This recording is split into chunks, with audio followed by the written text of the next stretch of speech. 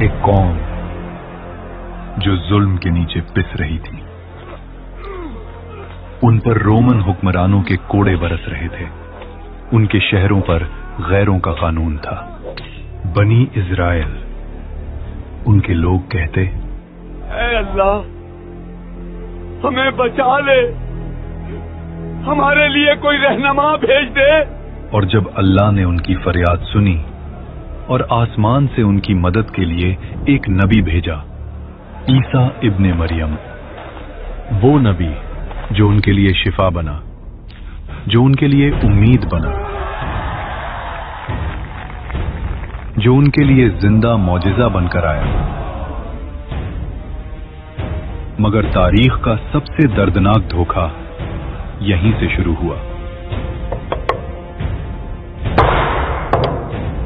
قتل! جس نبی کو بھیجا گیا تھا ان کی مدد کے لیے، اسی نبی کو پھنسانے کا منصوبہ بنا لیا گیا، اور جو ہونے والا تھا وہ صرف ایک قتل نہیں تھا، وہ تاریخ کا سب سے بڑا دھوکہ تھا۔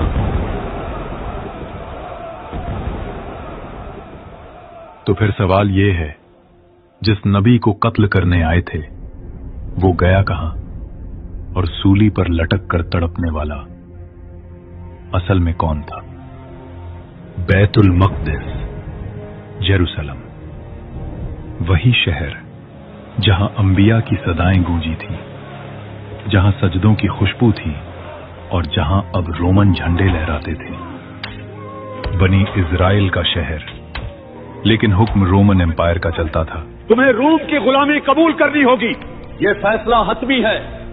گلیوں میں رومن سپاہی، ظلم عام تھا، انصاف مہنگا، اور حق بولنا جرم۔ رومن قانون کے نیچے بنی اسرائیل صرف سانس لے رہے تھے، جینا ان کے اختیار میں نہیں تھا۔ اسی اندھیرے دور میں اللہ نے اپنی رحمت کا سلسلہ شروع کیا۔ حضرت زکریا علیہ السلام، قرآن کہتا ہے وہ نبی بھی تھے اور حضرت مریم علیہ السلام کے کفیل بھی۔ ایک دن زکریا علیہ السلام محراب میں گئے تو دیکھتے کہ مریم علیہ السلام کے پاس ایسا رزق تھا جو اس شہر کی زمین پر مل ہی نہیں سکتا تھا۔ زکریا علیہ السلام نے پوچھا، اے مریم، یہ تمہیں کہاں سے ملا؟ مریم علیہ السلام نے کہا، یہ اللہ کی طرف سے ہے۔ یہیں سے زکریا علیہ السلام کے دل میں یقین اور گہرا ہو گیا، اور یہ واقعہ اپنی بیوی کو بتایا۔ پھر انہوں نے دعا مانگی اور اللہ نے بڑھاپے میں حضرت یحییٰ علیہ السلام عطا کر دیے۔ قرآن کہتا ہے یحییٰ علیہ السلام بچپن ہی سے حکمت اور تقوی کا نشان تھے، اور دوسری طرف اللہ نے وہ کر دکھایا جو عقل سے باہر تھا۔ ایک دن مریم علیہ السلام کے پاس ایک فرشتہ آیا۔ مریم علیہ السلام اس فرشتے سے انجان تھیں اور انہوں نے کہا، میں رحمان کی پناہ لیتی ہوں، اگر تو پرہیزگار ہے تو دور رہ۔ جواب آیا، میں تیرے رب کا بھیجا ہوا فرشتہ ہوں۔ پھر وہ الفاظ جو تاریخ بن گئے، میں اللہ کی طرف سے تجھے ایک پاک بیٹے کی خوشخبری دینے آیا ہوں۔ مریم علیہ السلام نے کہا، مجھے بیٹا کیسے ہو سکتا ہے جب کسی مرد نے مجھے چھوا نہیں؟ جواب صرف اتنا تھا، یہ تیرے رب کا فیصلہ ہے، اور اللہ ہر چیز پر قادر ہے۔ مریم علیہ السلام سمجھ چکی تھیں یہ بشارت نہیں، امتحان ہے، اور بیت المقدس کو ابھی پتہ بھی نہیں تھا کہ جلد عیسیٰ ابن مریم پیدا ہونے والے ہیں۔ اور جب حضرت عیسیٰ علیہ السلام پیدا ہوئے تو لوگ بول اٹھے، یہ کیسا جرم ہے؟ مگر اللہ نے گود میں موجود بچے سے جواب دلوا دیا، میں اللہ کا بندہ ہوں، اس نے مجھے نبی بنایا۔ یہ صرف جواب نہیں تھا، یہ بیت المقدس کے لیے تنبیہ تھی۔ کچھ ہی عرصے بعد عیسیٰ علیہ السلام نے تبلیغ شروع کی۔ اپنے پڑوسیوں سے ویسا ہی پیار کرو جیسا تم خود سے کرتے ہو۔ وہ شہر شہر گئے، گاؤں گاؤں گئے، لوگوں کو حق کے راستے پر چلنے کا حکم دیا۔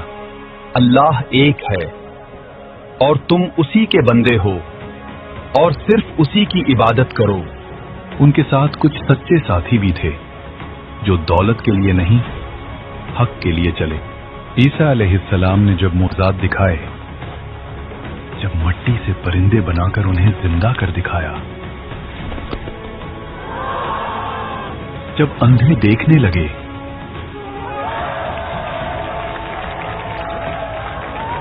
جب مردے زندہ ہوئے، تو عام لوگ اللہ کے راستے کی طرف جھکنے لگے۔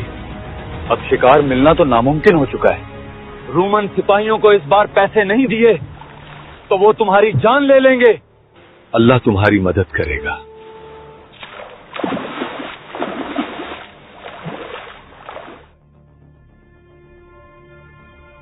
اب جال اٹھاؤ۔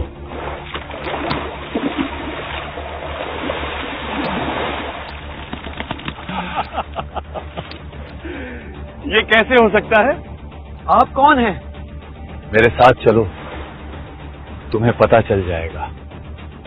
یہ وہ وقت تھا جب لوگوں کو راحت مل گئی کہ اللہ نے اپنے نبی کو ان کی رہنمائی کے لیے بھیج دیا ہے، اور یہیں سے سرداروں کے دل اور سخت ہو گئے۔ انہوں نے کہا، یحییٰ پہلے ہی لوگوں کو ہم سے الگ کر رہا ہے، اور اب یہ عیسیٰ کے معجزے لوگوں کو اور گمراہ کر رہے ہیں۔ ہماری ریاست خطرے میں ہے۔ تفسیر ابن کثیر بتاتی ہے، یہودی سرداروں نے رومن حکمرانوں کے پاس جا کر کہا، یحییٰ اور عیسیٰ بغاوت کروا رہے ہیں، یہ خود کو بادشاہ کہہ رہے ہیں۔ جھوٹ تھا، لیکن رومن تلوار کو صرف حکم چاہیے ہوتا ہے۔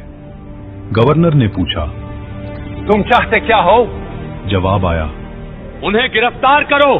تفسیر ابن کثیر میں آیا ہے، یحییٰ علیہ السلام اس وقت حکمرانوں کے ظلم اور غلط رشتے پر حق بول رہے تھے، تو رومن اور یہودی سرداروں نے انہیں قید کر لیا اور اپنے سرداروں کے سامنے قتل کروا دیا۔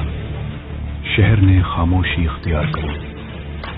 ایک شخص بھاگتا ہوا عیسیٰ علیہ السلام کے پاس آیا اور کہنے لگا، آپ کے خالہ زاد بھائی حضرت یحییٰ علیہ السلام کو انہوں نے قتل کروا دیا ہے۔ عیسیٰ علیہ السلام سمجھ گئے کہ یروشلم میں ان کے خلاف بھی سازش ہو چکی ہے۔ ایک بار پھر اللہ کے نبی کے لیے قتل کا فیصلہ لکھا جا رہا تھا۔ چہروں پر تقویٰ کا لباس، مگر دلوں میں حسد اور خون۔ عیسیٰ ابن مریم حد سے آگے جا چکا ہے، لوگ اسے نبی کہنے لگے ہیں۔ اگر یہ زندہ رہا تو ہماری عدالت، ہماری تورات کی تشریح سب ختم ہو جائے گی۔ یہاں تفسیر ابن کثیر کے مطابق یہ لوگ حق کو پہچانتے تھے مگر اسے چھپاتے تھے۔ ہم نے پہلے بھی یحییٰ کو خاموش کر دیا تھا۔ خاموشی چھا گئی۔ جواب آیا، عیسیٰ کا بھی انجام وہی ہوگا، مگر ہم خود ہاتھ گندے نہیں کریں گے۔ سب سمجھ گئے۔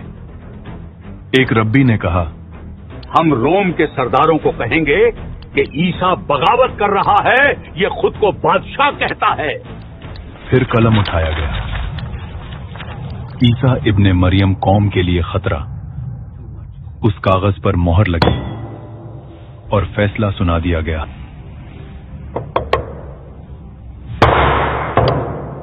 قتل۔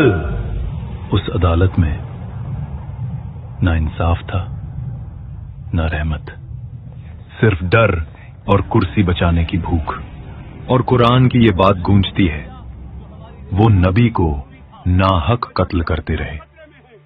اس رات بیت المقدس کی عدالت سے صرف ایک بل نہیں نکلا، ایک اور نبی کے خون کا راستہ لکھ دیا گیا، اور انہیں لگتا تھا کہ اس دفعہ عیسیٰ ابن مریم بچ نہیں پائے گا، مگر وہ یہ بھول چکے تھے کہ جس رب نے مریم علیہ السلام کو پاک رکھا، زکریا علیہ السلام کی دعا قبول کی، یحییٰ علیہ السلام کو شہادت کے بعد بھی لوگوں کے دلوں میں زندہ رکھا، اسی رب نے عیسیٰ ابن مریم کو صرف تبلیغ کے لیے نہیں بھیجا تھا۔ یہ گھٹیا لوگ اپنے سچے نبی کے خلاف سازش کر رہے ہیں۔ تفسیر ابن کثیر میں آیا ہے کہ اس رات عیسیٰ علیہ السلام اپنے چند وفادار ساتھیوں کے ساتھ بیٹھے ہوئے تھے۔ کمرے میں خاموشی تھی، ایسی خاموشی جو طوفان سے پہلے ہوتی ہے۔ عیسیٰ علیہ السلام نے کہا، آج رات तुम में से एक शख्स मुझे दुश्मनों के हवाले करेगा। साथियों के चेहरे बदल गए। किसी ने कहा, ऐ अल्लाह के नबी,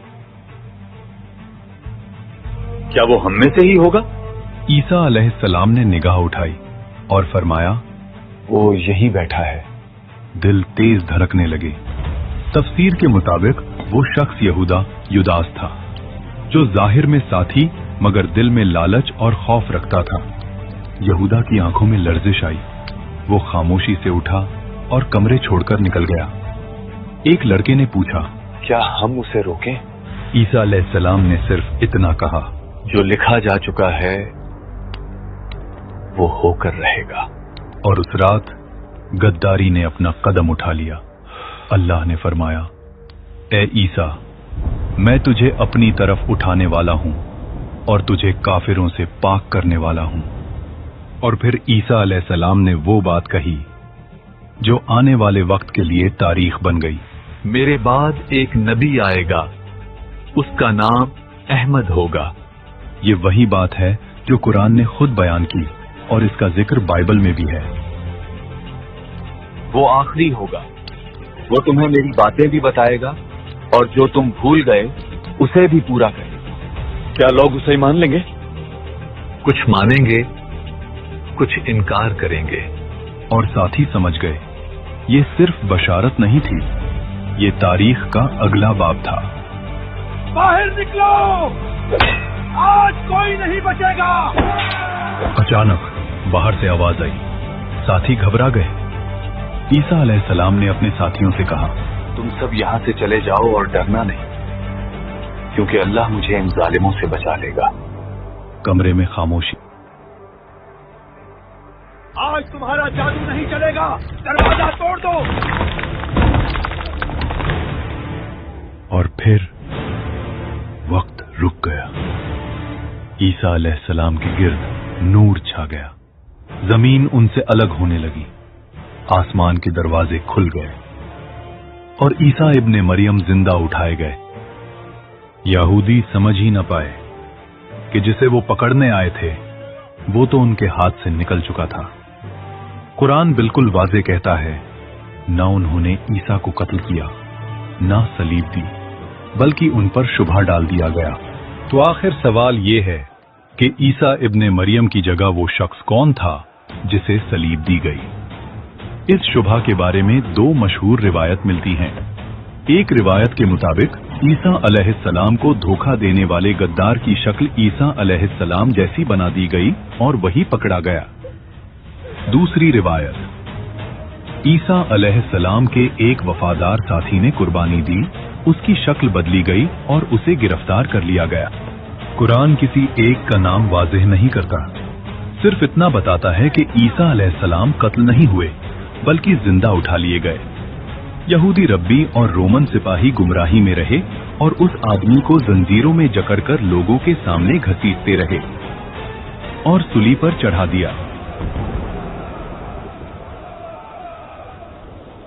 वक्त गुजरता गया और बैतुल मक़दिस का वो राज, वो रात सिर्फ एक लम्हा नहीं बल्कि तारीख का सबक बन गया।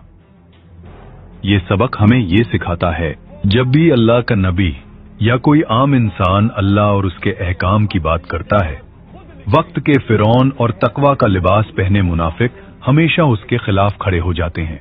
उनके दिलों में हसद और खून सवार हो जाता है और वो अपनी गफलत और घमंड से हक का रास्ता रोकने की कोशिश करते हैं। ये रात सिर्फ एक नबी के लिए नहीं थी, ये हर मोमिन, हर इंसान के लिए सबक है। हक का साथ देना हमेशा मुसीबत से भरा होता है, मगर आखिरत और अल्लाह का फैसला हमेशा इंसाफ और जीत में होता है। ये वाकया अभी खत्म नहीं हुआ। ईसा इब्ने मरियम वापस आएंगे जब दज्जाल का फितना उठेगा।